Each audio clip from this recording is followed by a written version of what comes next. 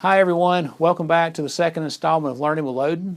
It's amazing that we're already into our second 9 weeks in Nixa for this school year, and we're about to be in just a few weeks going on Thanksgiving break. And we all know, living in Southwest Missouri, that you can literally experience all 4 seasons in the same week. And just knowing that Thanksgiving is close by and Christmas holidays, we will eventually have some snow days and inclement weather days. And today we're going to have a topic that I think you'll enjoy, that will talk about the protocols that we have and procedures that we have for snow days, and also this year for virtual snow days, which will be something a little different. So parents, I encourage you to share this video out with your friends that maybe haven't seen it, because when we do have a snow day, I believe lots of questions about how do we cancel school, how do we make the decision to cancel school, and then with us having virtual snow days, what will be expected of the children and what will be expected of the faculty members and staff members when we go virtually, because we know with us experiencing all 4 seasons in a single day or a single week in Southwest Missouri, we're going to have some snow days this year, and we'll have a good plan for you and you'll understand what it's about. Well, hey everybody, we're really excited to bring you a second part of Learning with Loden this week and for the month of November. And really, we want to talk about today just what it is like to make a decision of whether or not to have school on an inclement weather day. We used to call them snow days, but in Missouri we get ice now, so we'll call them inclement weather days. But we have Dr. Loden here and Dr. Kopp, and really just kind of to talk about kind of what that decision is like and what you can know is going on behind the scenes as we make that decision as a district. So Dr. Loden, I would say probably what's that number one thing that really is on your mind when you're deciding whether or not to have school? What's that ultimate decision look like? Well, the first thing I've learned, the number one thing if you're in Missouri and being here 3 years now, we can experience all 4 seasons in 24 hours. You never know what to expect. But our snow days and our snow day calls, they really start early. The 3 people in the room, we're on the telephone call at 4 a.m. in the morning with NOAA. And NOAA hosts a call for us and all the superintendents in the region. And they also have included MoDOT, and they give us some great updates. And we'll be monitoring as a team over the night. But really officially at 4 a.m. we're all up making coffee and ready for a 4:15 a.m. wake-up call. And while we're on the call, we will also have our transportation department talking to the road crews for the city and the county. Dr. Kopp has our operations guys working on the parking lots and also giving us updates on what they're seeing on the roads. But in our region, the NOAA phone call that we're on really helps us. They will talk about the weather patterns, what they've seen overnight, what they're anticipating during the day. And then with MoDOT being included, they're talking about the main highways, and that helps us to understand what it's going to be like for our employees that are commuting in.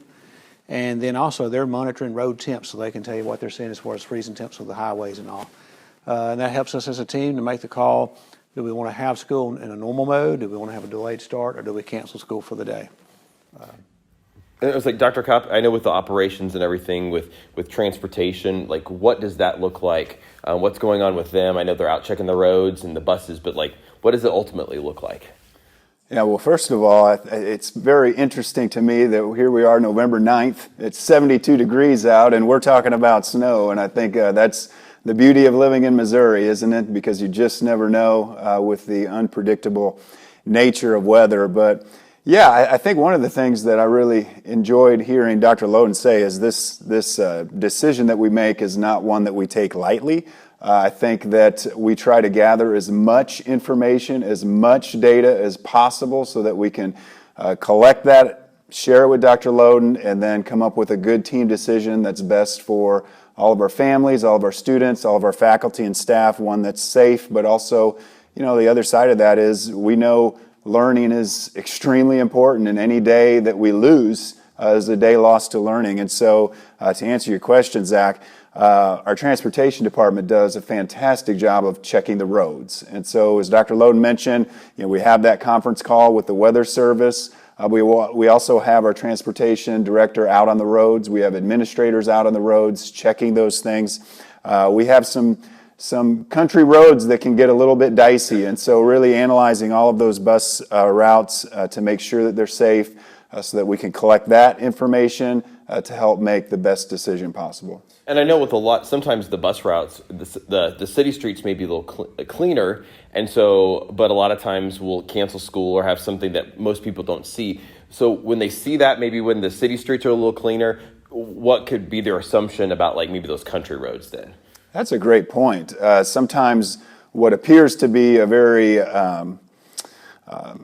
cleaned off roads and a very manageable day to have school, there could be some areas that just aren't. And so, we have at times had to cancel certain bus routes but still have school. And so that sometimes comes into play as well when we're trying to make these difficult decisions. And Dr. Loden, I know you've talked about, the safety of our students getting to school and everything is one consideration. But I know you've also talked about the idea that like school's one of the only places that some kids get meals, and this is a safe place for them. And so how does that also weigh into your decision of whether or not to have school? You're balancing a lot of things in making the decision. We have a lot of small children, especially, that be left at home all day alone. If they're at school, they're in a safe place, it's warm, they have lunch, they have breakfast being served, you have adults supervising them. At the same time, you have to consider high school drivers that are teen drivers driving in, and as parents, will the parents let them drive if they're going to be safe? Dr. Kopp alluded to the rural areas. You may have MoDOT with the main highways clear, you may have the city roads fine, but then the county may not have treated all the roads. There's lots of variables that we have to consider in making the calls. And Dr. Kopp, with all this stuff with Sodexo and custodial maintenance, there's certain things that we even have to look at of whether it's going to stop snowing or stop icing or whatever else, but sometimes the product doesn't even work once we hit certain temperatures. So what does that look like in the decision making? Yeah, great points. Not only do we have folks on the roads, but it's really important for our facilities director and just custodians to be analyzing sidewalks, looking at parking lots, just making sure that everything's clear and ready. And that is a really important piece of what we're doing in terms of teenage drivers that are headed to the high school. We certainly know that we don't want them to get in any accidents, but also just the little fender benders that can happen sometimes can be really trying to a family. And so really making sure that those areas are cleared off so that we're ready to have school is extremely important. So we do rely on our facilities director and building professionals to let us know how things are going at the building level to make sure we can avoid slips, trips, and falls, just so that we can have a very safe entry into the school from the parking lot into the building. Mm-hmm. Well, and Dr. Loden, I know you alluded to Missouri weather because it's fun to try to predict anything with us, but even with that, we always try to make the decision the night before, if at all possible, because we understand just the planning that goes into, to having a snow day and finding childcare and everything else. But when we don't, there's usually a reason behind that, waiting till the morning. What does that kind of look like? Zach, I would love to be able to make the call at 9 o'clock at night, so all the parents would be in the loop. That doesn't work here. It seems like we're watching at 9 o'clock, at 10 o'clock. We're waking up in the middle of the night, looking at the different things. And often what we've had the last couple of years is there's a front that's going to arrive sometime between 5 and 7 a.m. And here's what it's doing in other areas. And we've canceled school before and had rain. I mean, that's just the way it works. But we want to keep everyone safe. And also, once we make the call, your team's going to go into action as far as notifying people. But hopefully this year we'll have some snow that the kids can play in and have fun, and we can make the call by 9 o'clock at night. That would be an ideal world. I've not seen that happen that often. That's a great point, though, Dr. Loden. I think hopefully folks don't know that we're checking the persimmons and the willy worms and just holding their finger up in the air. There's a lot of thought and a lot of data that we're collecting to try to make this decision because we know it impacts so many people, and sometimes we nail it, and sometimes it rains and we don't. And so I mean, we're looking at charts and graphs and predicting what's going to fall at different times, what the ground temps will be. There's a lot of science behind it. Yeah, and I was like, and we've been in those discussions where they've told us it's going to hold off, for a couple more hours. We're able to get our bus routes in, and then they say that all of a sudden something happened to the weather, and we've seen like the parking lots freeze, while we're trying to get the buses out. So I think any decision that we've made, we've tried to look at it, several hours hours in advance. And what I think most people don't realize as well is that a lot of the decisions that have to be made for us to have like even a half day of school, we're having to make those decisions by like 10 o'clock in the morning, because we have to have our bus routes ready to go and our bus drivers back in. And so there's a lot of things that we have to make those decisions even before lunch, whether we're letting school out early. And so we're a lot of times relying upon the National Weather Service and other people to tell us what they predict the weather is going to be like, what the roads are going to be like when we even make that kind of decision at all. So the other thing too, I'll say is, for parents, right now is a great opportunity to update your contact information. You should have been getting a message from the school district every Monday for a parent update. If you're not getting those, check your email. Make sure that you are getting all those emails from us, because that's one of the ways we'll let you know. Make sure you've downloaded the district app as well and get those notifications turned on, and make sure that you've updated your text alerts also on the parent system, because that's how another way we're going to send messages out. Follow our social media. All those are ways now to engage with us now, to make sure those are working, so that when there is inclement weather or any other kind of emergency, those are the platforms we're going to contact you on. So really encourage you to make sure you get out there and make sure all your contact information is updated now prior to any kind of an event happening. Thank you, Dr. Loden. Once those decisions are made on a snow day, we have other things that go into action, and one of those is, what are our students going to do those days? And typically in the past, our students have an opportunity to enjoy their snow day, sleep in a little bit, and get rested up for the next day if we are coming back to school. And so this year, we've made some changes because of our state allowing us to have an opportunity to institute what is called an AMI, which is an alternative methods of instruction, which says during a snow day, a weather day, or something that causes us to be out of school related to weather, or maybe all the electricity in the town is down. And so we have an opportunity to continue learning and to receive attendance for our students that day.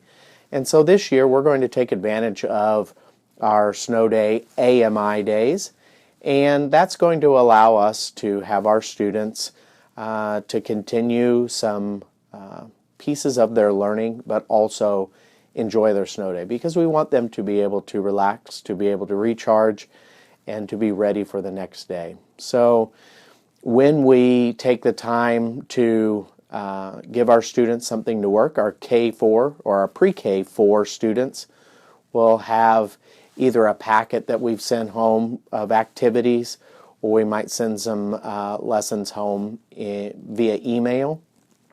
And we want them to just kind of keep that learning going, maybe some quick reading and a little bit of math, and that keeps their brain going with their learning. Helps us not to have kind of a hiccup during a learning cycle, and then give them time to do what they would normally do on a snow day. For our 5th through 12th graders, they have their devices with them at all times, and they will have some assignments via Canvas.